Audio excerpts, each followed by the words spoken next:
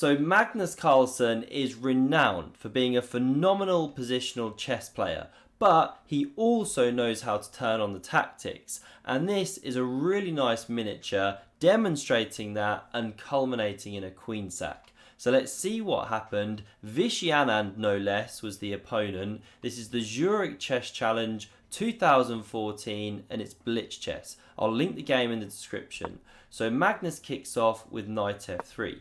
Vishy takes the centre and Magnus now fianchettos his bishop on the queen side. Here Vishy goes c5 and e4 from Magnus. Weird looking move because you give a pawn.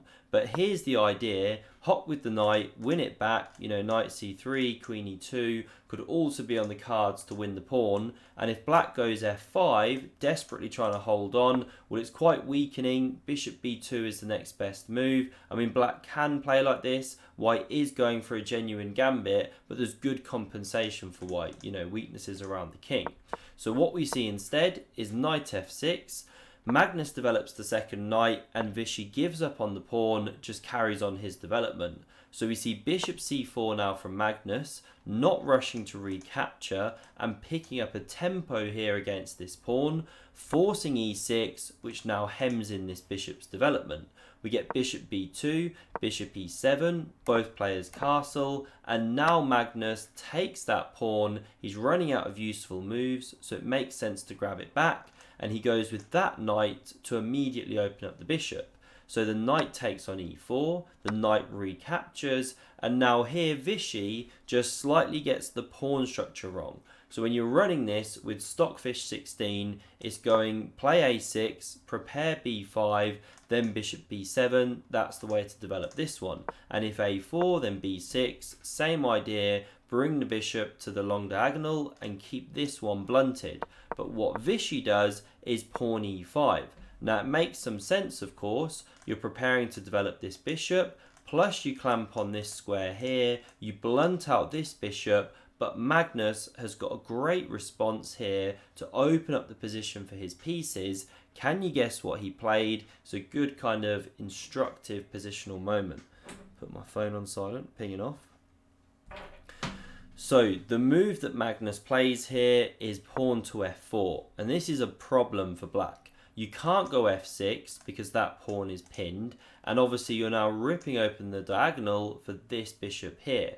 So takes was played by Vishy, he didn't have much else, and now you can't recapture with the rook. Sorry, the best move is to recapture with the rook, but Magnus instead brought his queen into the danger zone, and it's a classic tactic in blitz chess, attack the king. So here Vishy, he now plays the knight into d4. His best was actually bishop e6, already challenging this piece, even though you compromise the structure. But he goes for knight d4, blocks out this bishop. Now Magnus takes on f4, and because of that huge pressure on f7 here, black's not even got time to take on c2. So g6 played instead, kicking the queen away, and now you might think something like queen d1, cover this pawn, but Magnus goes for queen e5, a really aggressive square, and it looks like it shouldn't be able to sit there. But black can't go bishop d6 or f6.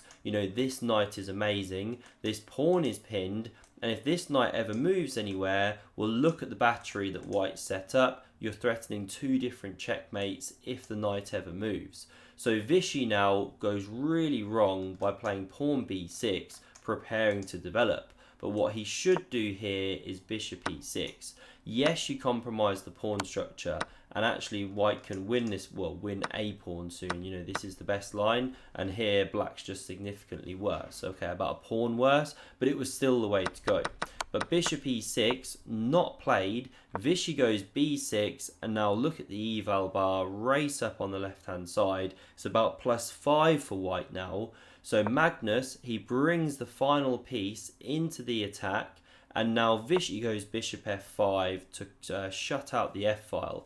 Now Magnus goes g4 and the bishop drops back. Maybe Vishy was trying to provoke that move, weaken the white king. That's why he didn't do bishop e6 straight away. But still, he's under huge pressure now, wherever that bishop had developed to, whether g4 is inserted or not. Because after pawn captures, we get an exchange down here. bishop recaptures, knight f6 check, and look at that king getting absolutely ripped to shreds. Now here, Magnus actually has checkmate in 3, but he misses it for this particular move. He plays pawn c3, Vishy drops back with the knight, hitting the queen, and now Magnus does find the combination, mate in 3. Can you see how to execute it? What's the winning sequence for white? So the queen is attacked. Is Magnus moving that queen? No.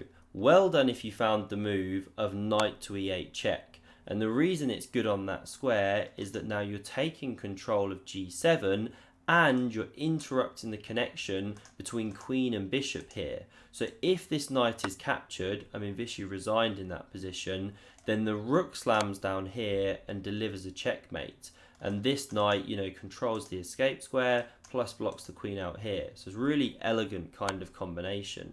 And coming back here, what else is there to say? Yeah, so if after check, instead of taking here, you go king to g8, well now there's two ways to mate. You can either take on e6 and mate like this, or you can actually come to the corner here. That's the kind of nicer one. You force the king to recapture, and again you deliver the same mate.